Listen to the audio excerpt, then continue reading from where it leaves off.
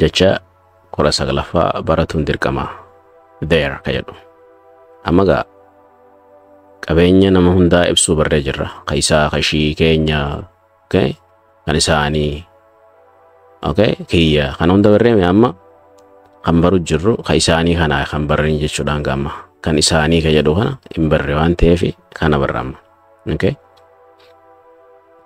so akkaataan itti jennu akkamii there dafnee jechuudhaaf there okay something belongs to them kan isaanii jechuu qabeenya isaanii ibsuu yeroo barbaaddu jecha kana fayyadamtaa jechuudha okay ka isaanii jechuu yoo ta'u kansa fakkeenyaaf so their house is big their house is big their house is big their house is big jechuu dorkaa isiisan kun suuta yeroo jedhanidha so afaan yeroo haasa'u namni suuta haasa'u waan ta'eef naturally haasawa akka uumamatti haasawa jechuudha so kun jechuun akka afaan saniiti their house is big akkasi jedhama jechuudha their house is big akka nama ayi kana asii kaaseeti jechuudha gabaabamatti fidee essii tanitti dabaleeti ta'a jechuudha kam jenne their house is big their house is big okay manni isaanii guddaadha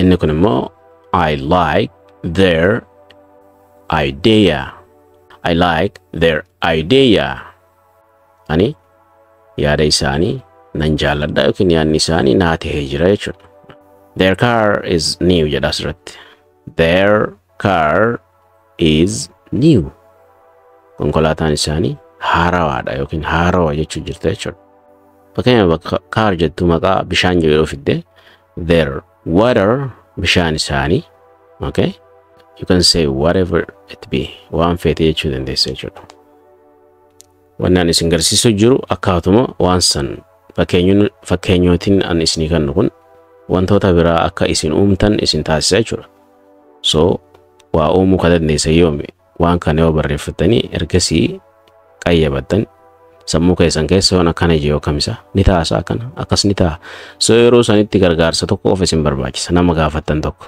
so garee keessa jirtan taanaan naa barreessitanii yeroo feetanitti na gaafachuu dandeessu jechuudha lakkoofsi isinti na gaafachuu dandeessan huno isa as jala jiru kana jechuudha anytime you can text me okay sa'a feetanitti na barreessaadha ani immoo sa'a firii ta'etti isiniif hin deebisaa jechuudha okay jecha diddamman jalqaba barachuu qabnu keessaa isa arraatiif kan xumuraa ka ta'e jechuudha so mii ka jedhu beekuu qabna jechuudha mii ka jedhu beekuu qabna jechuudha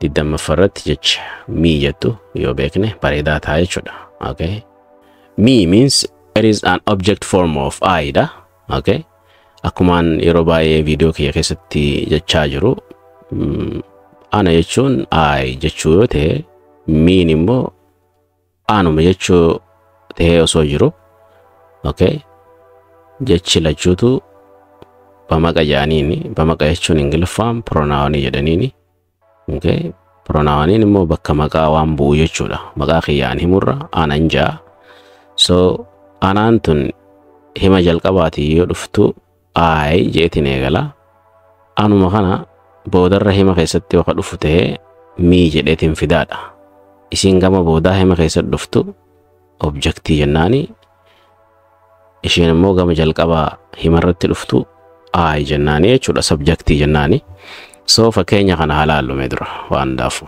help me jedhe amma sila miin tun ana jechuudha jalqaba osoo ka dhufu ta'e I jedhee dhufa waan boodarra dhufeef na gargaari jecha ja'uudha kun amma himni kun akkas jechuudha amre so mii kana waan hin boodarra fiduuf jechoota akka na gargaari himoota akka na gargaari akkana na godhi jechuudha yeroon fayyadamu hunda gama boodaatiin fida waan ta'eef gama boodaa I tana fiduudhaaf I'n tiyye gara mi jijjiiramtee dhufu qabdi mitti jijjiiramuu qabdi jechuudha okay so help me please na gargaari maaloo jechuu jiran tokko help me please kanallee fudhadhu aayumaatu sila waan aayuma gaafa duraa yookiin immoo duraan gama duraa kanaan qofa dhuftuutu sababa duuba kana dhuftuuf mitti jijjiiramee dhufe jechuudha so wantoota kanaan maal jennaan objectii jennaan okay akkuma san bamaqoonni kunis wantoota akkanaa qabanii jechuudha.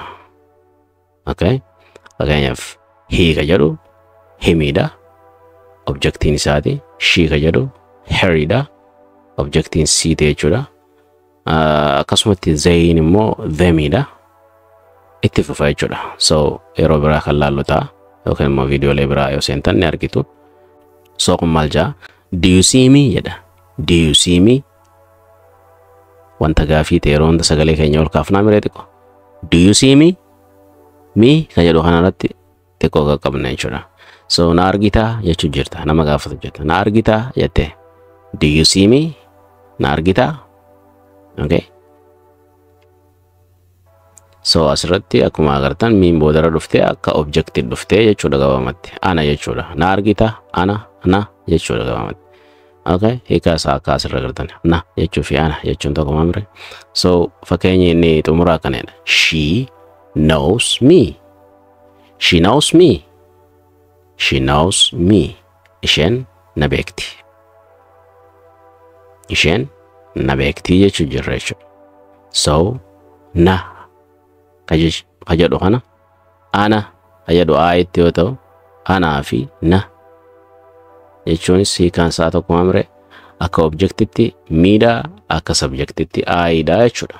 So kanuma ibsuudhaa fi saniif yeroo miite akkamitti miinaana ta'ee fi aayi yeroo jennus hiikaan isaa anuma jechuudha. Akkamitti dubbiin tun akkana taate jettee akka sammuu keenya keessoonni akkanaan dhufne kana adda baasuudhaa fi miidhaa fi aayin eessa seentii ka jedhu qofa adda baafachuu qofa jechuudha. Okay? So ammaan tana wanni nuti goonu maali? Al tokko keessa deemne jechoota 20 keessa fifiinee ilaallu.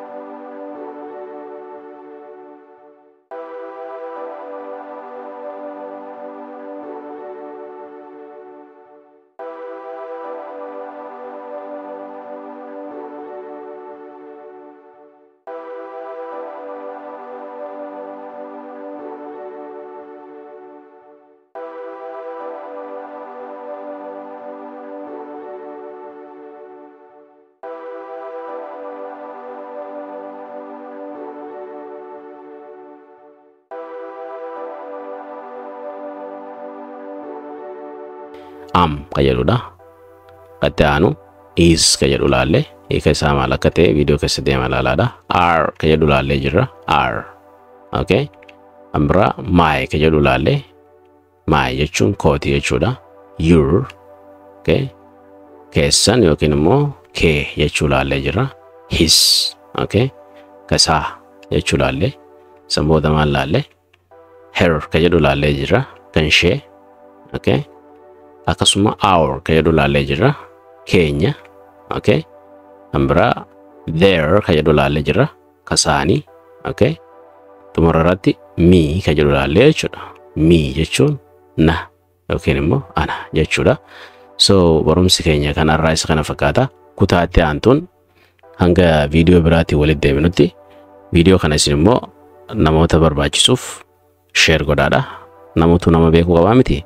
So hiriyaa keessaniif share godhaadha. Humaa isin irraan badu ergaaf keessaan karaa WhatsAppiitiin viidiyoo kana laala barumsaa jira jedhaanii share godhaa fi akkasuma isaan illee yeroo isaan bira ga'e viidiyoo kana share ni godhu.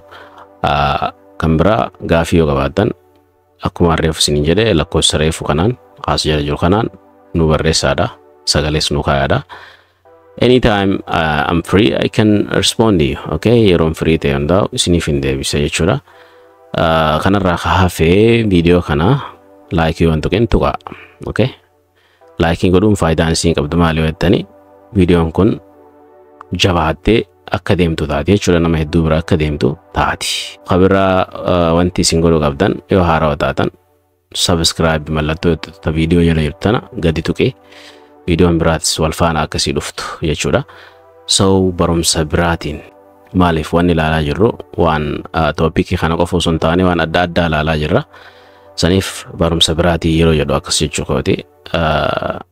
So hamma barumsa biraatiin yookiin immoo viidiyoo wantoota akkanaatiin wal fakkaatu walitti deebinutti yeroo gaarii isiniif haa ta'u. Have a great time. Bye bye for now.